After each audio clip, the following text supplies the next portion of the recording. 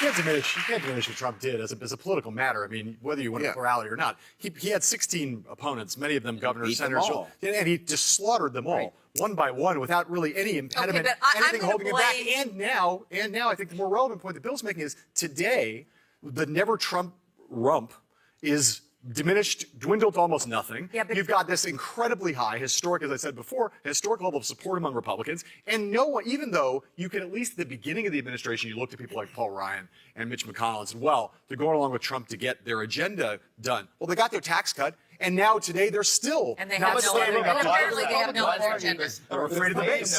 They know the base is with them. I know. All right, this is now the party. Let's get another question in. Let's get these people spend time writing these questions. Let's get. In a fierce confrontation on Bill Maher's stage, a fearless conservative confronts the panel with incisive wit and indisputable facts, directly refuting their anti-Trump claims. The crowd is captivated by the constant back and forth as the panel strives to keep up as arguments are shredded one by one.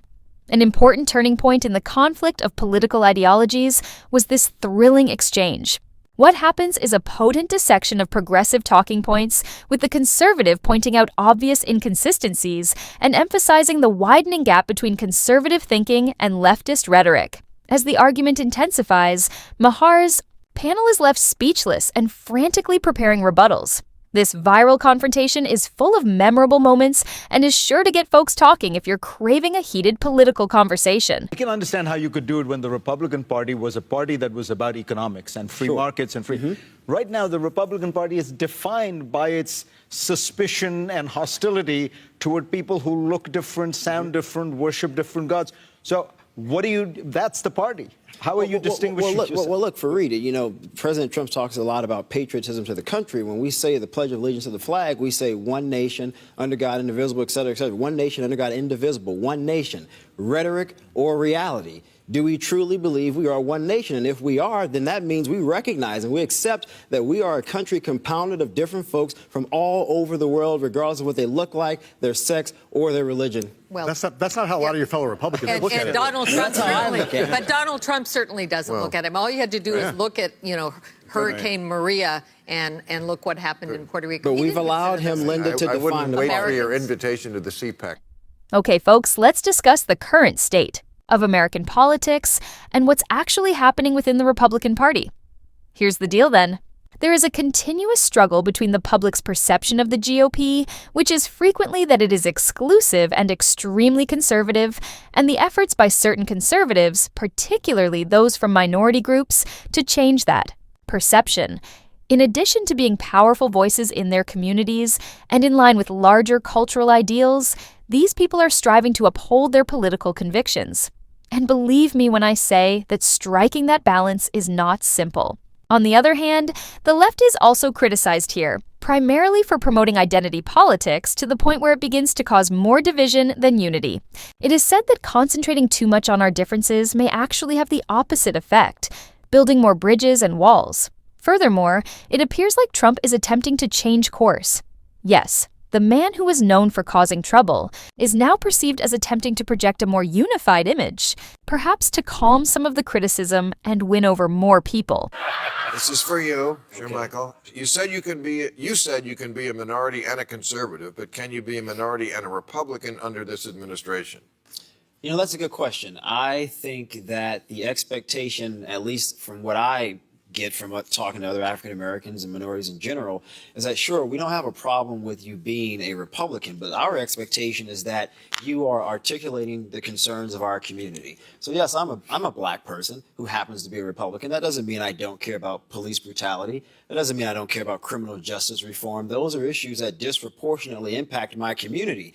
And it is my duty, if you will, when I'm at that table, when I'm in those meetings, to advocate for the issues of my community, because I recognize there will be moments like the moment we see now, where you have a Jeff Sessions running the criminal justice system. And he's rolling back a lot of things that President Obama did with bipartisan support that benefited African Americans. So it is my charge to say, wait a minute here, you're not going to pass policy legislation that's going to continue to disproportionately impact not only black people, but brown people. So I think you can most certainly be a conservative and a minority, but being a Republican right now during the age of Trump, I think is a very difficult thing. Michael, you want to? No, absolutely right. I mean, which is why Sir Michael happens to be one of my favorite Republicans. Because what we've seen is a lack. Big of you. Well, I mean, Pretty short list. Some of your best friends are Republicans. you know, you're telling us. y'all taking all my good lines. But the thing is that if you have black people who understand, even if you're associated with that administration, that what Trump is doing is undercutting the value of not only black people, but Republicans, as we've been saying. And the fact that you had William Coleman, the fact that you had a legacy of black people, Jackie Robinson for that matter, who were Republicans, who understood that it was about an economic orientation of fiscal conservatism. It was not about the culture wars that Trump seems invested in, because one of the factors we missed in all of this brouhaha is the demonization of the big black boogeyman, Barack Obama, and that spooked a lot of people into voting for the Republicans in a serious way. You know, Dr. Dyson, the bigotry. Dr. Dyson, We feel the bigotry. I disassociate myself as a black conservative with what we call lily white conservatism, that sort of wallows in racism, if you will, bigotry, sexism, if you will. And I think you have to make a clear distinction between the two. And where the Republican Party screws up time and time again. How do you do this? I'll just say this. That traditional, narrow-minded form of conservatism, in my opinion, is no longer relevant. I mean, this guy deserves praise for being a conservative and sticking to his principles. I completely appreciate that. But to be honest, the fact that he even needs to defend himself for it is sort of absurd. Yes, perhaps conservatism used to feel a little exclusive. There were many who opposed advancement and held fast to antiquated customs. For a while, that was the entire dynamic. Conservatives resisted liberal advances. But that was back then. Listen to it now here. Today's landscape is entirely different. Right now, yes, there are still some people who are mired in the past, but they are a very small percentage. They are fringe. They don't spearhead significant movements or shape policy. They aren't really gaining our time or winning primaries. Therefore, it is ludicrous that someone would need to defend or explain their conservative stance in the modern era, as though they are inherently associated with those extreme viewpoints. It's time to get over that outmoded way of thinking. You know, what I was writing about in that book was the post-American world, because you had China rising, you had India rising, you had Europe that had come together. The point I was trying to make was we're in a kind of historical shift of power where these other countries, often that had long been mired in poverty, are rising in economic growth, political power, cultural confidence. And so that world has been going on. You know, the emerging markets were 5% of global GDP 25 years ago. They're now 50% of global GDP. But what I did not predict was that the United States would sort of abdicate leadership of its position. Because I argued the United States would still be incredibly powerful. It would set the agenda. It represented, you know, the values. It had a way of being able to be the leader.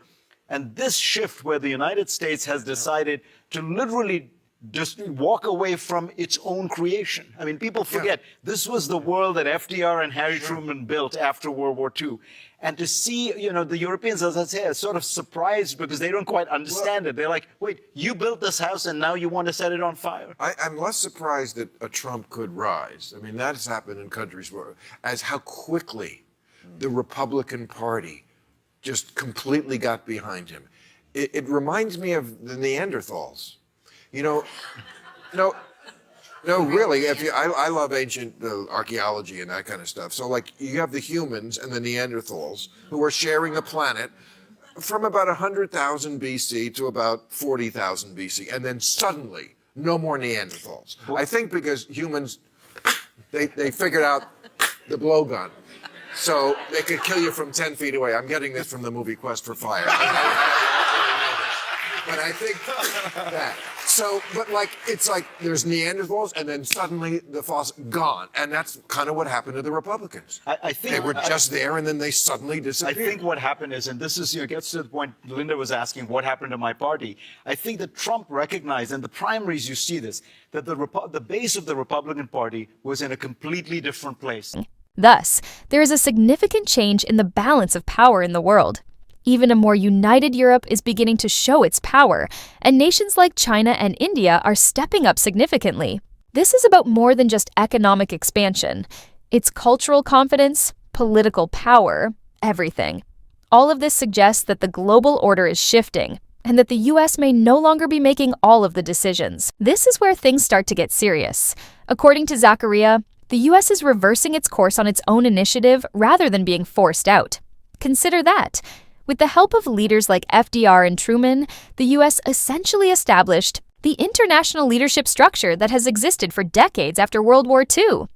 Now, though, it feels as though we are abandoning the house we created and setting it on fire.